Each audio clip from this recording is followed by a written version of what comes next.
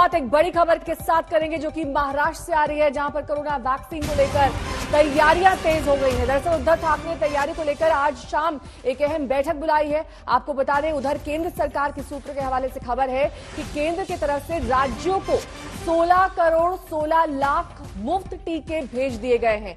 1 करोड़ के करीब वैक्सीन पहले से ही राज्यों के पास मौजूद है और अब जो बची हुई वैक्सीन जिसकी डिमांड राज्यों की तरफ से की जा रही थी लगातार, उसकी पूर्ति केंद्र सरकार करने में लगी हुई है। केंद्र सरकार के सूत्रों के हवाले से खबर आई है कि अलग अलग राज्यों को उनकी डिमांड के हिसाब से वैक्सीन मुहैया कराई जाएगी। मुंबई में वैक्सीन को लेकर जबरदस्त किल्लत दिखाई दे रही है। वैक्सीन सेंटर के बाहर लंबी कतारें दिख रही हैं। हालांकि लोगों ने रजिस्ट्रेशन वक्त रहते करवा लिया, लेकिन इसके बावजूद कई सेंटर्स ऐसे हैं जहां पर इस वक्त वैक्सीन मौजूद नहीं है। वैक्सीनेशन को लेकर देश की आर्थिक राजधानी मुंबई में हाल बेहाल है। इस वक्त मैं मुंबई के सबर्बन एरिया गोरेगांव में मौजूद हूं और यहां स्थित नेस्को वैक्सीनेशन सेंटर के आगे क्या हाल है आप भी देखिए। आम जनता गेट के सामने खड़ी हुई है, इंतजार कर रही है कब उसको लोग बेकार है। मैं सिंगल मदर हूँ, विडो। मैं 3 बार आ चुकी हूँ और मैं यहाँ खड़ी हूँ, तब से लेके मैं खड़ी हूँ, कोई अपडेट भी नहीं है। कोई भी अपडेट नहीं। परेशान हो लोग हम लोग। सर मास्क लगाए 6 बजे से लोग बाग खड़े हैं, कोई बाहर से अपडेट नहीं है। लोग बाग खड़े इंतजार करे कब देंगे। हाँ या नहीं, कोई भी सेंटर के अंदर नहीं है। मतलब हम अभी दहीसर हम लोग सब कल भी आए थे यहाँ पर गुस्साए लोगों ने गेट को पीटना शुरू कर दिया है। देखिए पूरा यहाँ पर अराजकता का माहौल बन गया है। लोग कह रहे हैं कि यहाँ पर बीएमसी ने, सरकार ने कुछ भी इन्फॉर्म नहीं किया है। लोग गुस्साए हुए हैं। सड़क के दूसरी तरफ देखिए काफी लोग इंतजार कर रहे हैं कि मैं आपको दिखाना चाहता हूँ यहाँ पर खड़े होके। डेली हम लोग आते हैं रजिस्ट्रेशन। देखिए हमारा रजिस्ट्रेशन हम लोग डेली करते हैं। डेली रजिस्ट्रेशन आते हैं, इधर आते हैं, रात से खड़े होते हैं, सुबह आते हैं, आके वापस चले जाते हैं। कोई भी हम लोग जब बात करते हैं कोविड वैक्सीन का जो सेंटर या हम लोग कोविड वैक्सीन के सेंटर को कॉल करते हैं, बीएमसी को, कोई रिस्पॉन्स नहीं। अब देखिए नेस्को तो उठाता ही नहीं है। नेस्को के जो फोन नंबर उठाता ही नहीं। लोगों की शिकायत आप देख रहे हैं, गुस्सा देख रहे हैं। अब मेरी यहाँ पर खड़े होके जहाँ तक मेरी नजर जा रही है, यकीन मानिए यहाँ पर खड़े होकर जहाँ तक मेरी नजर जा रही है, मुझे मुंबई वासी एक कतार में नजर आ रहे हैं। Social distancing has gone for a toss. ये खतरनाक है, ये घातक है। उम्मीद करी जाती थी कि बीएमसी के कर्मचारी ग्राउंड जीरो पे मौजूद होंगे और सुनिश्चित कराएंगे कि यहाँ पर कोविड अप्रोप्रिएट बिहेवियर मेंटेन हो। लोगों को यहाँ पर बताया जाए। उम्मीद करी जाती थी कि शायद एक हेल्प डेस्क यहाँ पर लगा दी जाए जिससे लोगों को ऐसी तकलीफें ना हो, लेकिन ग्राउंड जीरो पर ऐसा कुछ भी नहीं हो रहा है। अब आपको यकीन दिलाने के लिए आखिर कितनी लंबी लाइन है, मैं यहाँ पर सीधे चलता हुआ जाता हूँ और आपको बताता हूँ। देखिए इसी एरिया में करीब देखिए 50-60 लोग तो यहीं पर मौजूद हैं। हेल्प डेस्क यहाँ पर कुछ नहीं है, बीएमसी का कोई कर्मचारी मौजूद नहीं है, मुंबई पुलिस का यहाँ पर कोई कर्मचारी मौजूद नहीं है। लोग नाराज हैं, लोग गुस्साए हुए हैं, कह रहे हैं हेल्प डेस्क के नाम पर कुछ हेल्पलाइन नंबर्स तो दे दिए हैं, लेकिन वो कोई भी नंबर काम नहीं करते क्योंकि वहां उन नंबर्स को कोई उठाता भी नहीं है। चलिए गिनती शुरू करते हैं। अगर मैं ये भी मानूं, कम से कम मैं संख्या लूं कि यहाँ पर सिर्फ और सिर्फ 30 लोग मौजूद हैं, तो चलिए इसके आगे मैं चलता हूँ। गिनती करने से पहले मैं इन सीनियर सिटीजन्स की तस्वीर आपको दिखाना चाहता हूँ। इनकी सुनिए आंखों को देखिए। उम्मीद करी जाती थी कि Brihan Mumbai municipal corporation senior citizens के लिए तो कम से कम शायद बैठने के कुछ अच्छे अरेंजमेंट करता, पानी का अरेंजमेंट करता, शेड का इंतजाम करता, लेकिन हाथ में इनके लाठी है, यहाँ पर मजबूर है इस तरीके से ये खड़े होने के लिए। इतने मूर्ख लोक आहेत तिथं बघा किती गर्दी झाली। आता मी इथे केव्हाच आहे, 2 तास उभा आहे। देखिए ये बोल रहे हैं कि 2 घंटे से यहाँ पर मौजूद हैं और यहाँ पर कोई भी सुविधा नहीं है। पंकज उपाध्याय सीधे मुंबई से इस वक्त हमारे साथ जुड़ गए हैं तमाम जानकारी के साथ। पंकज, आपकी हम ये रिपोर्ट देख रहे थे, उस रिपोर्ट में साफ तौर पर नजर आ रहा है कि कैसे वहां पर जो सिचुएशन है वो आउट ऑफ कंट्रोल होती जा रही है। लगातार लंबी लाइन लग रही है वहां पर, कोविड अप्रोप्रिएट बिहेवियर नहीं है, सुविधाओं की कमी है। शायद इसी के मद्देनजर आज उद्धव ठाकरे ने हाई लेवल मीटिंग बुलाई है। सिर्फ वैक्सीनेशन पर फोकस रहेगा या तमाम दूसरी अन्य सुविधाएं जो हॉस्पिटल्स में ऑक्सीजन को लेकर, बेड्स को लेकर होनी चाहिए, उस पर भी चर्चा हो सकती है? देखिए नेहा, सरकार तो अपनी तरफ से मीटिंग लेगी और चर्चाएं करेंगी, उसका काम भी है। लेकिन इस वक्त ग्राउंड जीरो पर जो हो रहा है, ये हमारी सोशल रिस्पॉन्सिबिलिटी भी है कि हम सरकार को और सिविक बॉडी को दिखाएं कि यहाँ पर क्या हो रहा है। गोरेगांव स्थित नेस्को कोविड वैक्सीनेशन सेंटर में इस वक्त मैं मौजूद हूँ और यहाँ पर जो हो रहा है वो काफी रिस्की है, वो काफी खतरनाक है। 1 घंटा पहले जब मैं सड़क पे था तो मैंने देखा 1.5 से 2 किलोमीटर लंबी लाइनें थी। 400 से 500 मुंबई वासी लंबी कतार में खड़े हुए थे। हालांकि अब उनको वैक्सीनेशन सेंटर के अंदर तो आने की इजाजत दे दी गई है, लेकिन यहाँ तो हालात और ज्यादा बदतर हो चुके हैं। देखिए किस तरीके के यहाँ पर हालात हैं। सोशल डिस्टेंसिंग बिल्कुल भी फॉलो नहीं की जा रही है और ये तो सबसे ज्यादा खतरनाक है, क्योंकि बार बार मेडिकल एक्सपर्ट्स कह चुके हैं कि वैक्सीनेशन सेंटर्स में अगर बराबर दूरी नहीं बनाई जाएगी तो ये तो सुपर स्प्रेडर इवेंट्स बन जाएगा। और एग्जैक्टली यहाँ पर यही हो रहा है। कई लोगों से मैंने बातचीत करने की कोशिश करी तो उनका कहना है उनके पास कोई रास्ता ही नहीं है। कई दिनों से वो इसी तरह से वैक्सीनेशन सेंटर्स में खड़े रहते हैं, लेकिन अचानक घंटों खड़े रहने के बाद उन्हें पता लगता है कि वैक्सीन तो आउट ऑफ स्टॉक हो गई और उन्हें या तो खुद को या फिर उनके जो सीनियर सिटीजन, उनके जो पेरेंट्स हैं, उनको लेके उन्हें वापस घर जाना पड़ता है। और इस धूप में, मुंबई इस उमस वाली मौसम में उनकी काफी मशक्कत बढ़ जाती है। इस वक्त भी देखिए आप, लंबी कतार लगी हुई है गेट तक, लंबी कतार लगी हुई है। सोशल डिस्टेंसिंग का पालन नहीं हो रहा है। सीनियर सिटीजन्स देखिए यहाँ पर मौजूद हैं। पानी की व्यवस्था नहीं है, शेड की व्यवस्था नहीं है और ऐसे में आलम बेहाल हो चुका है। कुछ लोगों से मैं बातचीत करने की कोशिश करता हूँ। सर, वैक्सीन लेने तो आए हैं लेकिन ये तो खतरनाक है, सोशल डिस्टेंसिंग है ही नहीं। क्या करेगा? तीसरा दिन है, तीसरा दिन में आया हूँ और सुबह 9 बजे से लाइन में खड़ा हूँ। सर, आपकी ही सेहत को ऐसे नुकसान पहुंच सकता है। सोशल डिस्टेंसिंग नहीं है, नहीं है, क्या रिस्क ले रहे हैं? लेना पड़ेगा। सेकंड डोज है, लेना ही पड़ेगा, जरूरी है। चलिए, कई और आप मुझे बताइए, there are some youngsters as well. No social distancing is being followed here. This could be a big risk to your parents. Yes, the social distancing should be mentioned here. As in, it should be. What do you expect here from the ठीक है civic Pankaj, body, from लौटेंगे the आपके government? पास तमाम जानकारी आपसे लेंगे, क्योंकि सुबह से लगातार पंकज दिखा रहे हैं कि मुंबई के वैक्सीनेशन सेंटर में क्या हाल है। वहां पर किलोमीटर से ज्यादा लंबी लाइन लगी हुई है, कोविड अप्रोप्रिएट बिहेवियर नहीं है और तमाम सुविधाओं का अभाव है। इधर दिल्ली में भी हाल बेहाल है। यहाँ पर इलाज, अस्पताल, ऑक्सीजन से लेकर तमाम सुविधाओं को लेकर मारामारी लगातार जारी है। लोग बेहाल और बदहवास हो रहे हैं। क्या सब हो गया?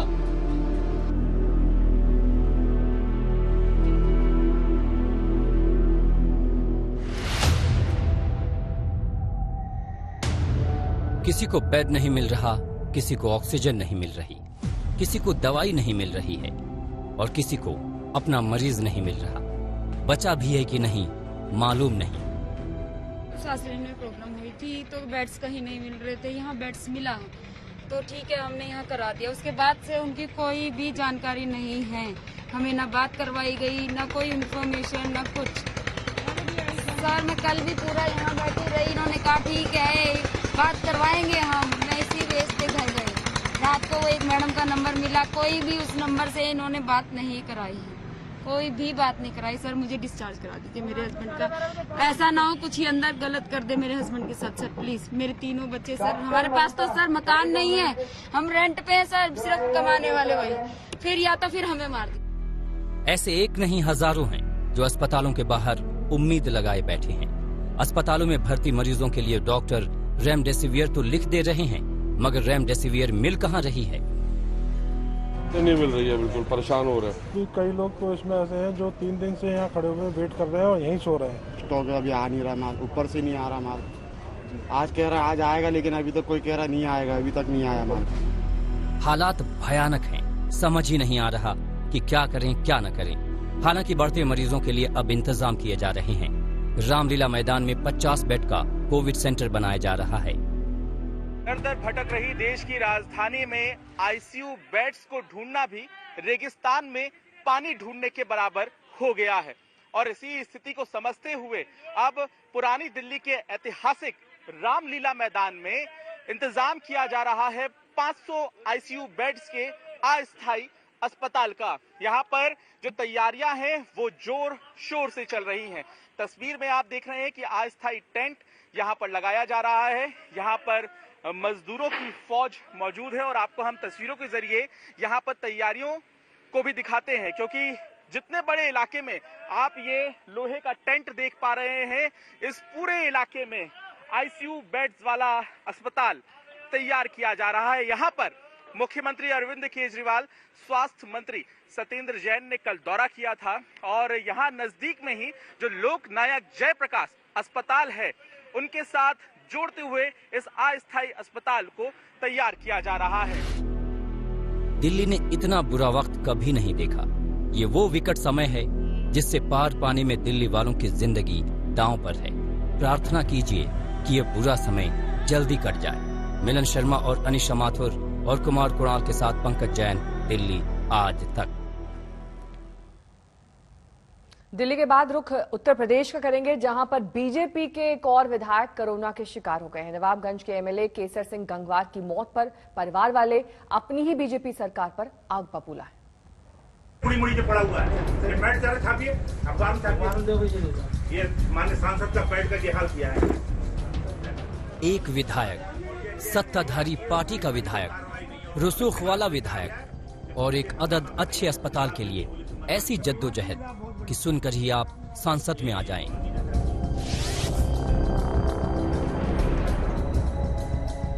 जी हां, केसर सिंह गंगवार नहीं रहे। यूपी के नवाबगंज से वो बीजेपी के विधायक थे। कोरोना से जंग उन्हें हारना पड़ा क्योंकि उन्हें जिस किस्म के इलाज की जरूरत थी वो सुविधाएं नहीं मिल पाई। न पार्टी काम आई, न पद काम आया। केंद्र में बीजेपी की सरकार है, लेकिन केंद्रीय स्वास्थ्य मंत्री डॉक्टर हर्षवर्धन से की गई फरियाद भी काम नहीं आई। इस खत का मजमून देखिए। मैं केसर सिंह गंगवार, विधायक नवाबगंज, कोरोना से संक्रमित हो गया हूं। मेरा उपचार श्री राम मूर्ति स्मारक अस्पताल बरेली में चल रहा है। मुझे गहन चिकित्सा और प्लाज्मा थेरेपी की सलाह दी गई है। मुझे मैक्स अस्पताल दिल्ली में एक बेड उपलब्ध कराने की कृपा करें। एक विधायक का यह खत बताता है कि यूपी से दिल्ली तक स्वास्थ्य सेवा कितनी चरमराई हुई है।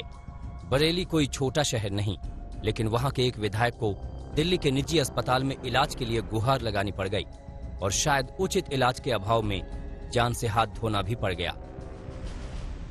अपने पिता की मौत पर केसर सिंह गंगवार के बेटे विशाल गंगवार ने यूपी और केंद्र सरकार दोनों को आड़े हाथों लेते हुए फेसबुक पर लिखा, क्या यही है यूपी सरकार, अपने ही विधायक का नहीं करा पा रही इलाज? मैंने कई बार मुख्यमंत्री कार्यालय को फोन किया, मगर मजाल है जो फोन उठा लिया गया हो। धन्य है यूपी सरकार और धन्य है मोदी जी। एक विधायक का ये हाल है तो आम जनता कितनी बेहाल होगी ये समझना मुश्किल नहीं।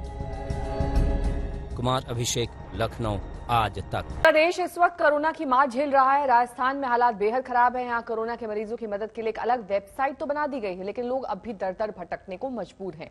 बीकानेर से लेकर जयपुर तक के अस्पताल में ऑक्सीजन की कमी से मौत के कई मामले सामने आ रहे हैं। पीबीएम कोविड सेंटर के हालात है, रात को 45-45 मिनट एक साथ ऑक्सीजन सप्लाई रोक दी जाती है। पीबीएम हॉस्पिटल के हालात बहुत विकट होते जा रहे हैं। ऑक्सीजन लगभग अभी आधा घंटा से नहीं है और ये ऑक्सीजन लेवल है जो बहुत नीचे टूट गया है। ये आधा घंटा से देखो इनका ऑक्सीजन लेवल है ये जो 23 पे आ गया है। ये 95 पर मेंटेन करना चाहिए जो 23 पर चल रहा है अभी।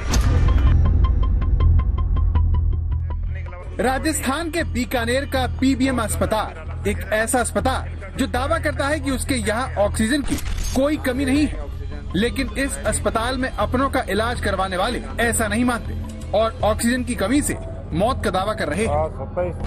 ये पीबीएम हॉस्पिटल कोविड सेंटर में ऑक्सीजन सप्लाई 30 मिनट रुकने की वजह से इन सीरियस मरीजों की मौत हो गई है और ये इनके परिजन है जो बिलक रहे हैं।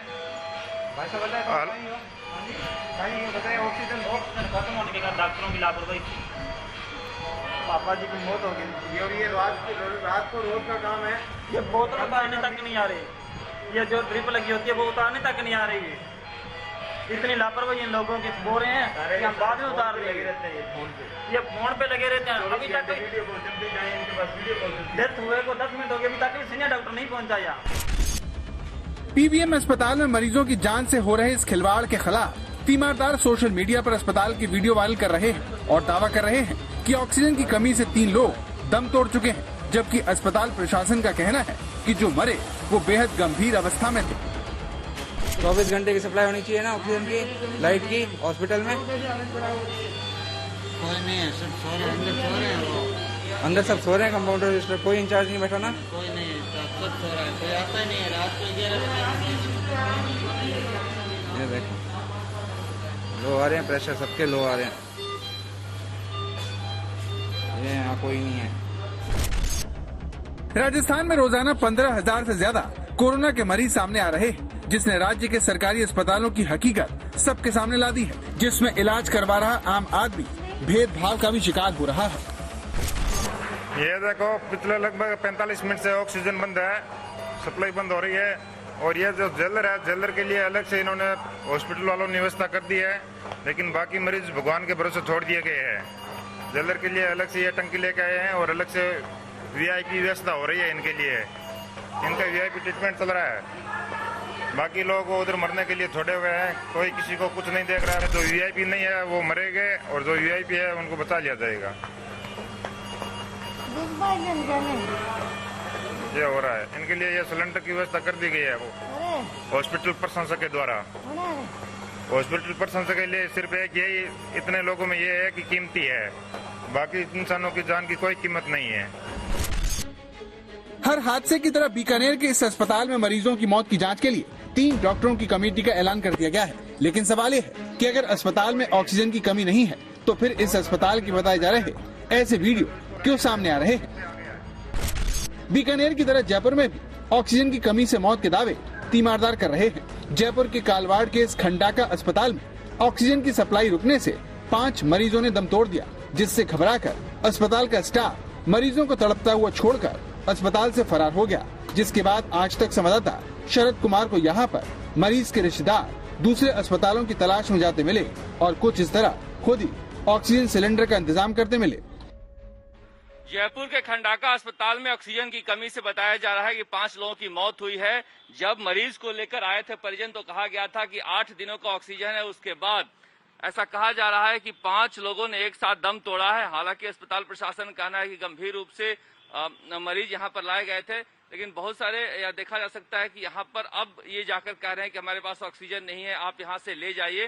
तो किस तरह से लोग परेशान हो रहे हैं अस्पतालों में, यह देखा जा सकता है। यहाँ पर जो लोग हैं अपने लोगों को यहाँ पर दाखिल कराया था, तब कहा गया था कि यहाँ पर ऑक्सीजन है और ऑक्सीजन की पूरी व्यवस्था है। बहुत सारे लोग हैं, उनसे बातचीत करते हैं क्या हालत है अभी यहाँ पर अस्पताल में। स्टाफ नहीं है, जैसे ऑक्सीजन लेके आए अभी स्टाफ रुक जाएगा, स्टाफ नहीं है। ये है सर, जो ऑक्सीजन हम सेल लगाएंगे खुद लेके आते हैं, फिर भी स्टाफ नहीं मिलता। स्टाफ कल बग गया था पूरा। ये जो है सिलेंडर खुद लेके आ रहे हैं, जिनके परिजन खुद लेके आ रहे हैं, स्टेशन पर सिलेंडर लेके जा रहे हैं। ये स्थिति है, आप लोगों को खुद यहाँ पर सिलेंडर लेके आना पड़ रहा है, अस्पताल में नहीं है। नहीं है। राजस्थान में भी हालात बाकी राज्यों की तरह है, जहां कोरोना महामारी ने सरकारी इंतजामों की पोल खोल दी है, जिसमें लोग इस तरह से जमीन पर इलाज करवाने को मजबूर हैं और कुछ को ये भी नसीब नहीं हो रहा।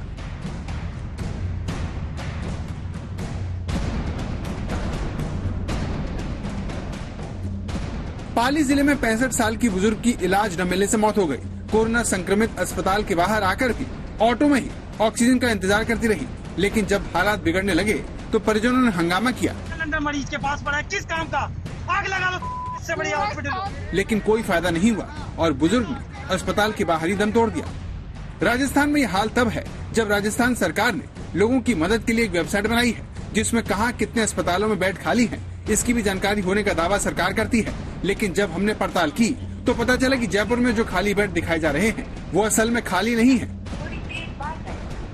और जो फोन नंबर दिए गए हैं उसमें एक ने कहा कि ये नंबर बेड बताने के लिए नहीं है, तो दूसरे ने कहा कि अस्पताल में कोई बेड ही नहीं है। वेंटिलेटर खाली है क्या कहीं पर? सर 220 51 76 पर करो सर। वहाँ तो फोन मैंने किया था, उठा के रख दे रहे हैं। हाँ तो वही बताइए सर। तो आपका नंबर दिया हुआ है मैडम, ये कोविड-19 दिया हुआ है, हमें इनका नंबर दिया हुआ है। वेंटिलेटर आरएचएस में है, जयपुर में कहीं खाली नहीं है। तो आप वेबसाइट पर दिखा रहा है कि 5 खाली हैं। किसमें? ये जो कोविड-19 वेबसाइट जहाँ पर आपका नंबर दिया हुआ है। कौन सा ऑप्शन में खाली दिखा रहा है? नहीं, इसमें तो जिलेवार दिखाता है कि कहाँ पर कितना खाली है, कितना भरा हुआ है, उसमें दिखा रहा है कि 5। मैं तो आपको बता सकती हूँ कि आरएचएस जयपुर में खाली थी। तो कहाँ खाली है बता सकती हैं आप? नहीं सर, अभी तो कहीं खाली नहीं है। तो देखा राजस्थान के अस्पतालों में न बेड और न ही ऑक्सीजन, मरीजों का भगवान भरोसे ही इलाज हो रहा है। और ये इनके परिजन हैं जो बिलक रहे हैं। शरद कुमार, जयपुर, आज तक। उत्तर प्रदेश में कोरोना ने हाल बेहाल कर रखा है। सरकार लाख दावे करे कि सूबे में सब कुछ ठीक ठाक है, मगर जो तस्वीरें सामने आ रही हैं वो दरअसल परेशानी और सच को बयां कर रही हैं।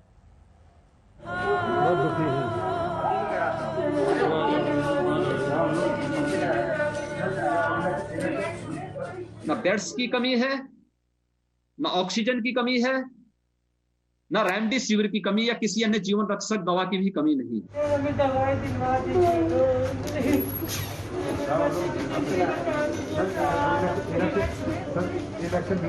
क्या नाम है? सत्यभामा है। राहुल है।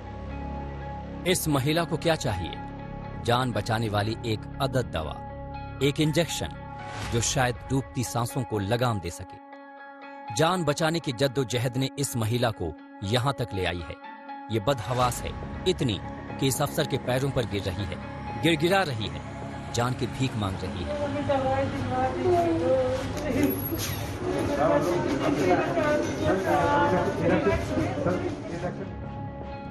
ये साहिबान नोएडा के सीएमओ हैं। दवा का इंतजाम करना इनकी जिम्मेदारी बनती है, लेकिन ये उल्टे तीमारदारों को धमका रहा है, गिरफ्तार करने की धमकी दे रहे हैं। देखिए पेपर गिर गया है। आप लोग किस लिए आए हैं? क्या कह रहे हैं?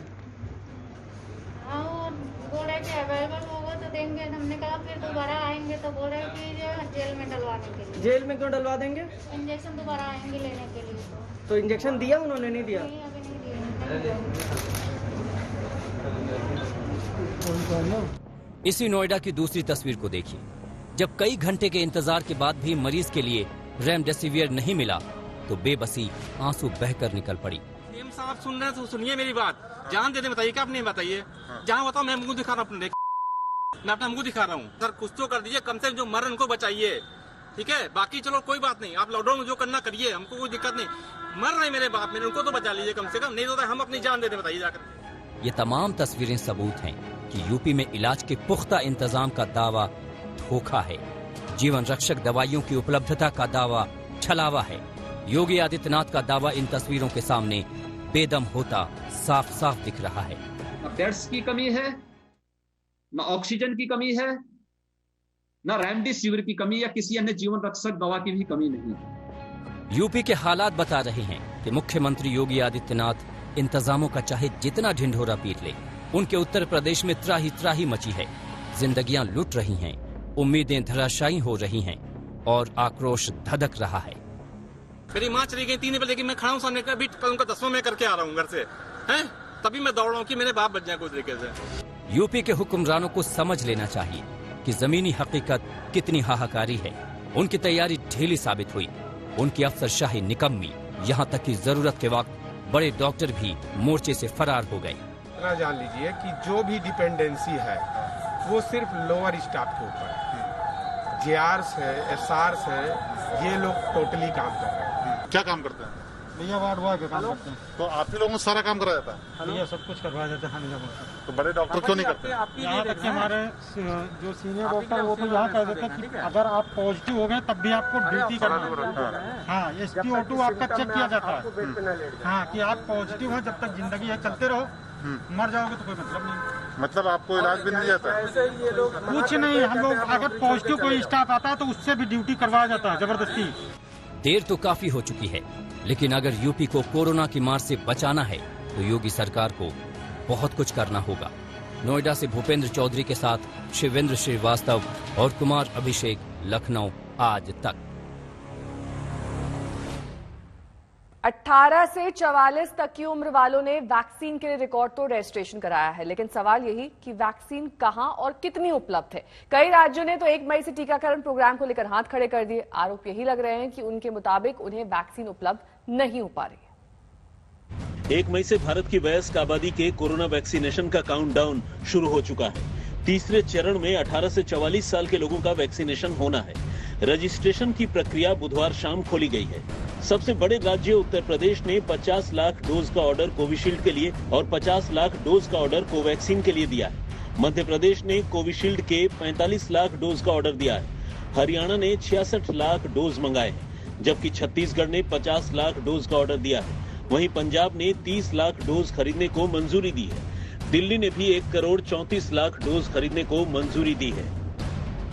उत्तर प्रदेश में फिलहाल लगभग 2.5 से 3 लाख औसतन टीकाकरण किया जाता है, जिसको 6.5 लाख तक ले जाने की बात कही गई है। वैक्सीनेशन हमारा 6,000 से लेके 8,000 तक हमारे सेशन होते हैं। 100 के सेशन होते हैं। ये हमारा ऑलरेडी सेट है, ये चल भी रहा है 45 प्लस का। 18 प्लस आबादी का वैक्सीनेशन 1 मई से शुरू तो होगा, लेकिन वैक्सीन उपलब्धता को लेकर आशंका के बादल।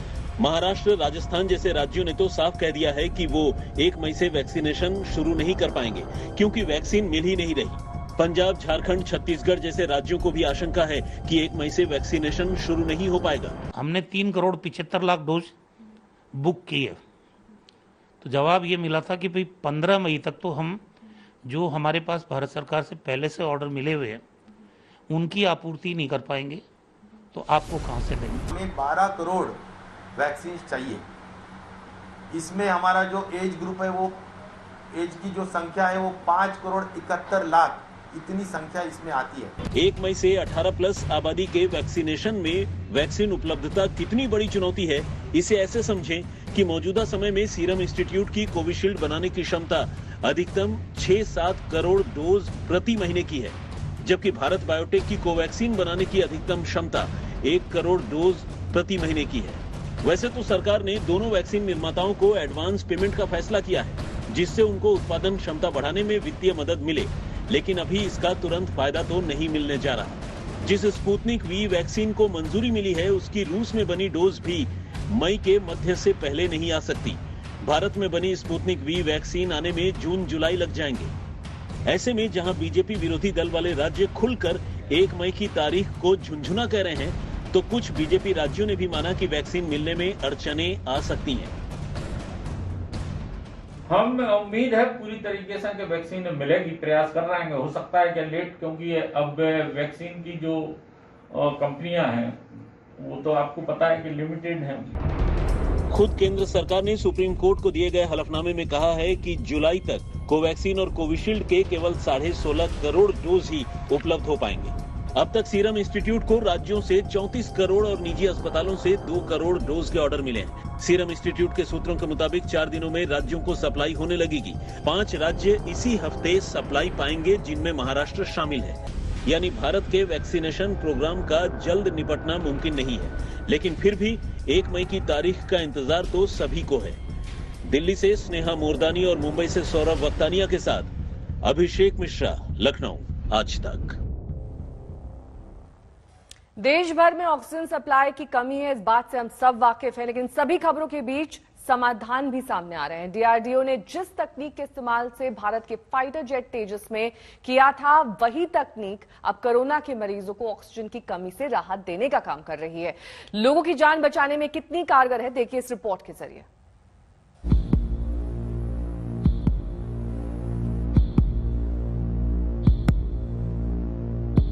ये कोरोना के विरुद्ध देश का युद्ध काल है और प्राथमिकता सांसों के संघर्ष को दूर करने की है, वो भी तेज रफ्तार से।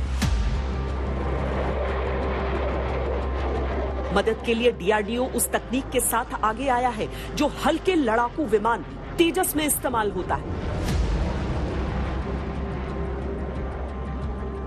ऑनबोर्ड ऑक्सीजन जनरेशन की इस तकनीक के आधार पर देश में 500 ऑक्सीजन प्लांट लग रहे हैं। प्रधानमंत्री जी के निर्देशानुसार डीआरडीओ पीएम केयर्स फंड से 500 मेडिकल ऑक्सीजन प्लांट सेटअप करने जा रहा है। अगले 3 महीने में ये प्लांट पूरे देश में सेटअप कर दिए जाएंगे। इनफैक्ट 5 प्लांट्स तो बहुत जल्दी ही दिल्ली रीजन में गवर्नमेंट हॉस्पिटल्स में सेटअप किए जा रहे हैं। ये तकनीक LCA तेजस की ऑनबोर्ड ऑक्सीजन जनरेशन टेक्निक के आधार पर बनाई गई है। इसकी टेक्नोलॉजी टाटा एडवांस सिस्टम और ट्राइडेंट न्यूमेटिक्स को भी ट्रांसफर कर दी गई है। आपको बताते हैं कि तेजस की वो कौन सी टेक्नोलॉजी है जिसका इस्तेमाल ऑक्सीजन की कमी से निपटने वाले 500 मेडिकल ऑक्सीजन प्लांट लगाने के लिए किया जा रहा है। इस तकनीक का नाम है ऑनबोर्ड ऑक्सीजन जनरेशन सिस्टम यानी ओबॉक्स। इससे तेजस में मेडिकल ग्रेड ऑक्सीजन बनाई जा सकती है। भारत दुनिया का चौथा ऐसा देश है जिसने इस तकनीक को डेवलप किया है। हजारों फीट की ऊंचाई पर उड़ान भरने के कारण ऐसे फाइटर विमानों में ऑक्सीजन की आवश्यकता होती है। लिहाजा ये तकनीक विकसित की गई थी जिससे हवा से ही ऑक्सीजन निकाली जाती है और नाइट्रोजन को अलग कर दिया जाता है। ये तकनीक करीब 90 से 96% तक शुद्ध ऑक्सीजन दे देती है। कोरोना के समय में DRDO ने ये तकनीक प्राइवेट कंपनियों को दे दी है। ये प्रणाली एक समय में 190 मरीजों को 5 लीटर प्रति मिनट के फ्लो रेट से ऑक्सीजन पहुंचाती है और प्रतिदिन 195 सिलेंडर्स को चार्ज किया जा सकता है। इससे लोगों को ऑक्सीजन के मामले में बहुत राहत मिलेगी। हॉस्पिटल्स में अपना ही प्लांट होगा, वो बाहर से ऑक्सीजन पर निर्भर नहीं करेंगे। आशा की जा रही है कि इस कदम से देश में पेंडेमिक से लड़ने में काफी सफलता मिलेगी। DRDO ने 2 कंपनियों को तेजस में इस्तेमाल होने वाली ये टेक्नोलॉजी ट्रांसफर की है। Tata advance system limited Bengaluru और ट्राइडेंट न्यूमेटिक्स प्राइवेट लिमिटेड देश के अलग अलग अस्पतालों में 1000 लीटर प्रति मिनट वाले 380 प्लांट लगाएंगे। 500 लीटर प्रति मिनट वाले 120 plant Indian institute of petroleum के साथ काम करने वाली कंपनियां लगाएंगी। दिल्ली NCR के अंदर 5 प्लांट लगाए जाने का काम शुरू भी हो चुका है।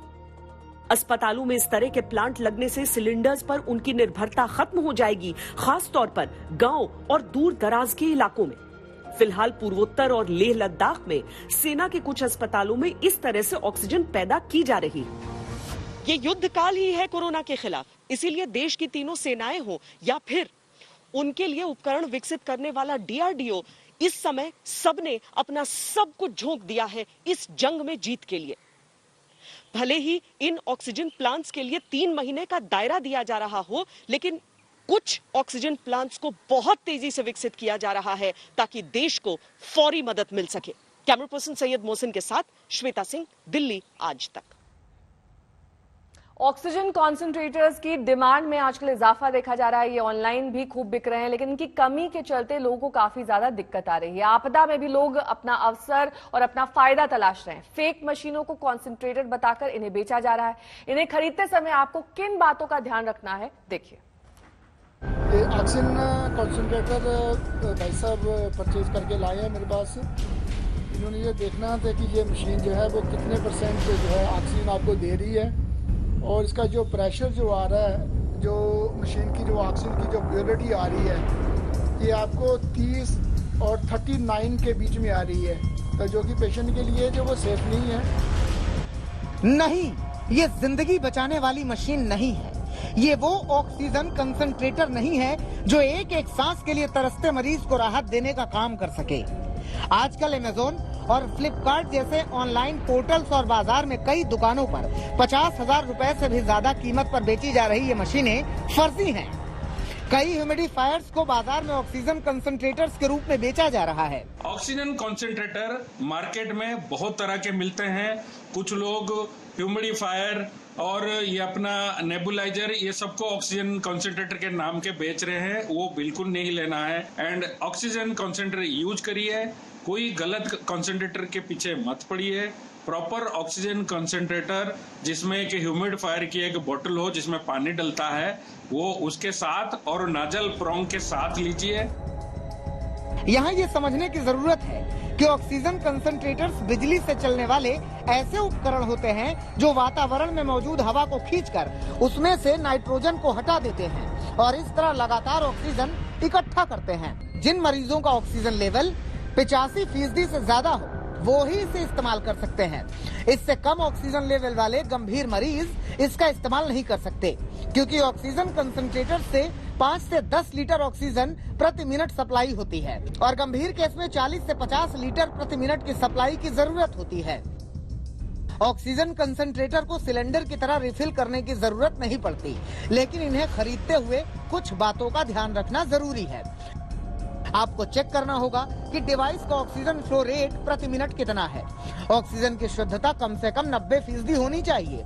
ये कंसंट्रेटर सिर्फ हल्की तकलीफ वाले कोरोना मरीजों के काम आ सकते हैं। आपको इस मशीन का सर्टिफिकेशन भी चेक करना होगा। किसी विश्वसनीय मैन्युफैक्चरर से ही इसे खरीदें। ऑक्सीजन कॉन्सेंट्रेटर का फायदा ये है कि ऑक्सीजन सिलेंडर की तरह इसको बार बार भरवाने की जरूरत नहीं पड़ती। यही वजह है कि आजकल इसकी मांग आसमान छू रही है। मगर चंद सांसों की इस जंग में लोगों की बेबसी मुनाफाखोरों के लिए कमाने का एक मौका बन गई है। जरूरत है कि सरकार इस पर नकेल कसे और आप जरा सी सावधानी से इनके शिकंजे में आने से बच सकते हैं। मौसमी सिंह, दिल्ली, आज तक।